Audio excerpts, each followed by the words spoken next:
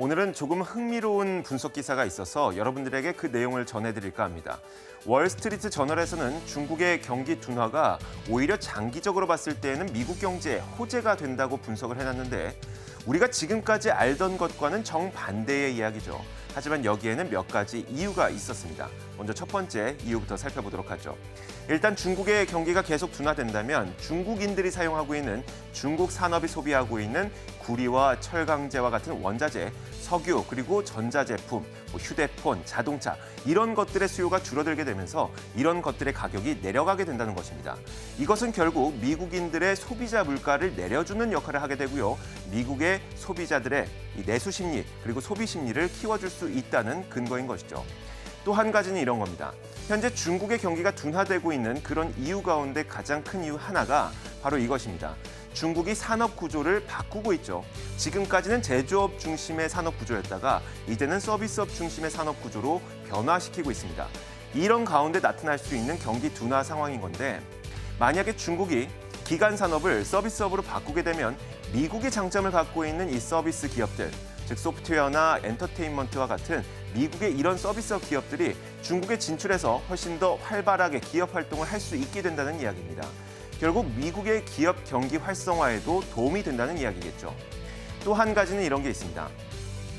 마찬가지로 이 중국의 기간 산업이 앞으로 서비스 산업으로 바뀌게 된다면 그동안 중국의 가장 큰 문제점이 바로 제조업의 공급 과잉 문제였습니다. 하지만 서비스 기업들이 많이 탄생을 하게 되면서 상대적으로 제조업 기업들은 줄어들게 되겠죠.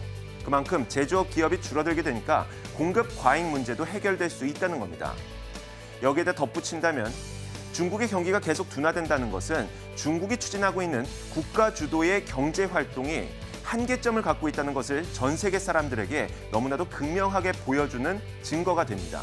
그렇기 때문에 작은 정부를 지향하면서 이 시장 경제에 맡기고 있는 미국의 경제 모델이 앞으로도 계속 세계 경제의 패권을 쥐고 가게 될 것이란 얘기죠.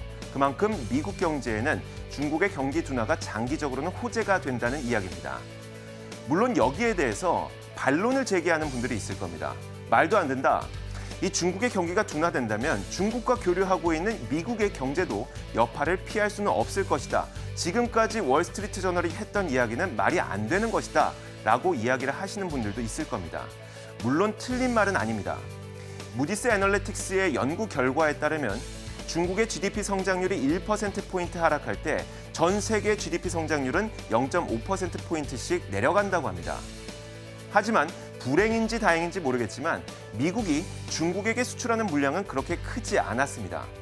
각국의 GDP 대비 중국으로의 수출 물량을 살펴보니까 중국으로 가장 많은 수출을 하는 하는 국가는 바로 말레이시아였습니다.